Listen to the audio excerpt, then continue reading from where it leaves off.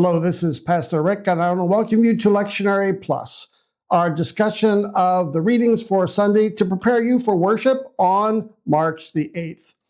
We've got two prominent texts for this Sunday, texts and stories that you're familiar with. The first comes from John chapter 4, the story about the Samaritan woman, the woman at the well. And the second text is from Exodus chapter 17, where the children of Israel are grumbling in the wilderness. They just don't have enough water to drink. So let's start with the first text, the Samaritan woman. Again, John 4, 5 to 42. And the first thing we need to notice is we have two texts next to each other. In chapter 3, we have Nicodemus, which hits its apex of John 3:16, for God so loved the world. And here we have this long discourse between Nicodemus and Jesus. And then in chapter 4, now we have a long discourse, the longest in the New Testament, between the woman at the well and Jesus. And it's a remarkable conversation because it's deeply theological in nature. Here she is up in the north, in Samaria, and here Jesus is defending, you might say, worship in the south in the temple. And there they go back and forth around a new vocabulary that Jesus is using around water. He's offering water that if you taste this water, it's living water, you will not thirst again. Now that's important because in Exodus 17, here we have also texts about water. And the people are going to grumble, but they're grumbling, well, in the third story of three. The first one is they're grumbling about water in Exodus, and the second about hunger, and the third, they're grumbling about water again. And each time, the dynamics are quite interesting. The one, it's about the bitter water they have, and Moses touches the water or throws a stick in the water, and the brackish water becomes sweet and they can drink it. The second text is about hunger, and of course we know God responds with manna from heaven. But on this third grumbling, well, we have something different here, where the other two, it was like God was testing the children of Israel. Here, the testing is reversed, and that's the key to the story, is now it says the people are testing God. Is God with us?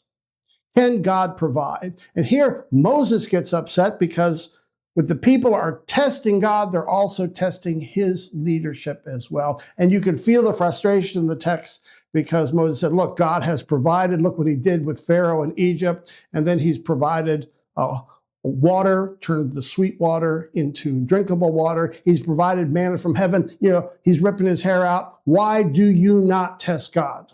Or why do you not trust God? Why are you testing the Lord? And so, of course, we have the end of the story where Moses strikes the rock, and the rock then gushes forth water. So here God is providing water in an impossible way out of a solid object. And so there's discussions here about water, woman at the well, and also the wilderness experience. And so we'll want to see how that theme of water emerges, and the idea of testing emerges in our sermon this week. But let's turn to our preacher this week, which is Pastor Rick. Well, as you've heard, we've got these wonderful texts of John 4, the Samaritan woman, about the woman at the well, and where Jesus is changing the whole language about eternal life, and he's saying, I'll give you water and you'll never thirst again. And of course, in Exodus 17, we have these two difficult experiences with water and with the food. But then the third one, again, the text is clear. The people are testing God. You should not test the Lord your God. And so I'm going to lift up this contrast between temptation and testing.